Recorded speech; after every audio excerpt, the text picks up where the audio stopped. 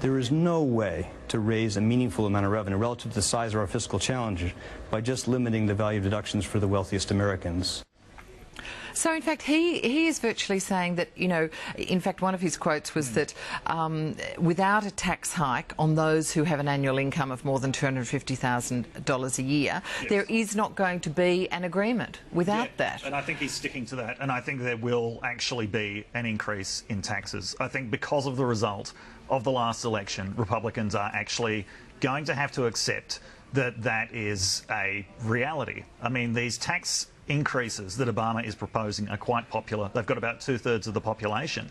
And they're as symbolic in their importance as they are in their material importance. I mean, they won't do a huge amount to reduce the deficit, but what they are basically saying is if the American people are going to accept potentially painful spending cuts, they're not going to do it without what would be perceived as the rich doing their fair share and accepting a reversion to the tax levels of the Clinton period, during which there was a large period of economic growth. So I think they're as much symbolic as they actually are material. And you actually think that the Republicans will have to bend a bit, compromise more, and that President Obama will get his way on this? I think that they will. I mean, I don't think that that Obama will get as much in tax increases as he wants, and I think he'll have to give more in spending cuts that he's putting on the table now, but that's why he started off at this pretty hardline position to begin with. But yes, and I think because of the way that Republican leaders have actually been making these sometimes quite subtle noises suggesting that they might have to accept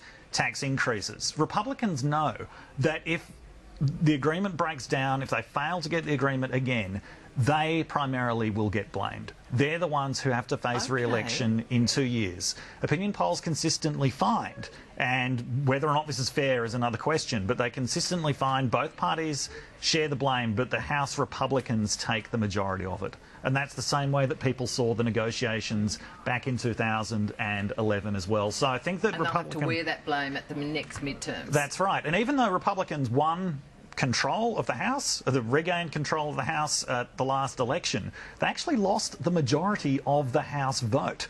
It's because of the way that the population is distributed. Republican supporters are more evenly distributed across the country. They were able to retain the House, but they don't have anything like the kind of mandate that they believed they had after the 2010 midterm elections, when they won this overwhelming House victory, and they took that as a sign that they were to go out and oppose everything that Obama was doing. I think that after that last election, yeah, they talk about Obama not having a mandate, but I think they realise that they don't have one either.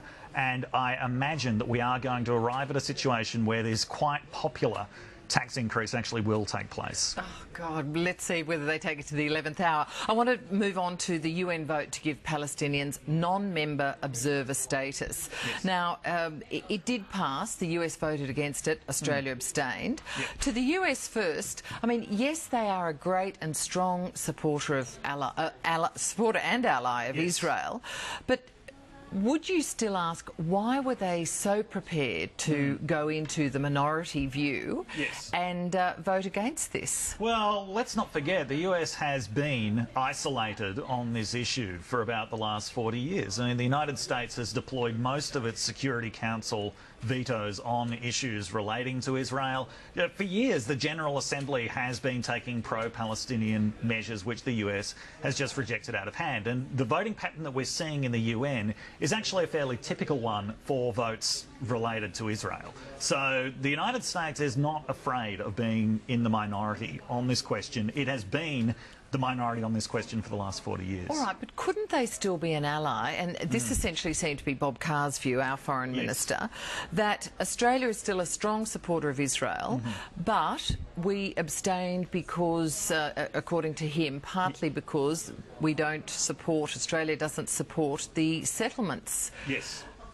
And so why couldn't the United States do that to send a very strong message to Israel that they need to get a move on with the peace process? Well, I think Obama's probably got his own plans for trying to move the peace process along during this term. But, I mean, on this issue, the United States' position is that it cannot recognise a Palestinian state while Hamas is in the government at least in Gaza, and Hamas doesn't Yes. recognise the existence of Israel. Now, if the United States government had broken with that, that actually would have been a pretty radical break All right, in but- American foreign policy. Okay, well, from the other point of view, can a peace deal be achieved without neutralising Hamas or getting them out of Gaza?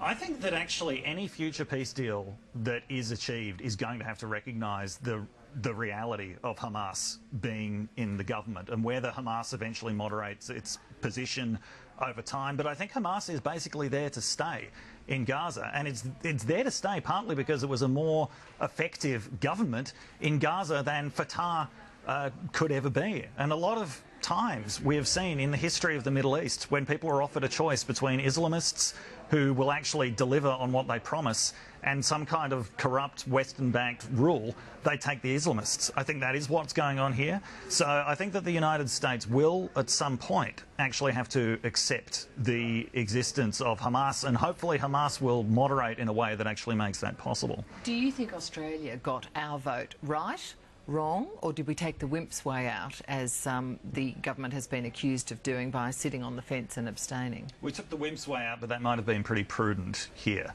Australia wasn't the only power that abstained. Britain and Germany also abstained from this, so this wasn't a really extreme, isolated kind of minority position. But I think that the abstention was justified because it did reflect genuine divisions within the government. And as we've seen, Julia Gillard did want to vote no. You could say she's taking the traditional Australian pro-Israel position there, but she actually seems to be in the minority in the Labor That's right. caucus. It wasn't necessarily an even-Steven sort of breakdown it was not in an even our split, and caucus. the fact that it went to an abstention actually, indicates some respect for the authority of the Prime Minister in this sense.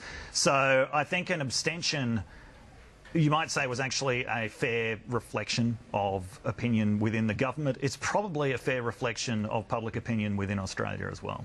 Just one final issue. The replacement for Secretary of State Hillary Clinton, Yes. President Obama's preferred person is Susan Rice, but there is Republican opposition to her. Is that justified?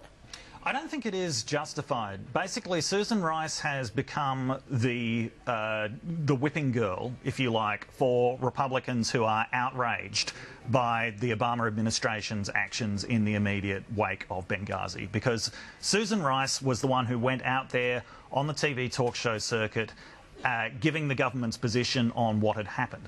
Now, it transpires... Which was not the right position. It was untruthful in a sense. It wasn't the right position, but wasn't Susan Rice's fault. It has transpired it was the CIA that wanted the removal of any reference to Al-Qaeda because they were worried that this might damage a case that they were building against Al-Qaeda. So that is why, this was a cover-up. The American people are used to seeing that kind of lying from the government. Let's not forget, 9 years ago, on the basis of what could at most be charitably interpreted as terrible intelligence or the worst outright lies, the Bush administration launched the Iraq War, which killed more Americans than 9/11. So as tragic as the deaths of 4 Americans in Libya are, based partly on bad intelligence with something of a cover-up following that, unfortunately the Americans are very used to this way of doing business in the So is she United going to States get government. the nod? I think that she will. I think that people are going to realise that this kind of opposition to her is pointless, that the Benghazi issue is basically dead. There is not a lot of public outrage about it other than on Fox News. There is no suggestion at all that the Obama administration somehow withheld support from the embassy while they were under fire.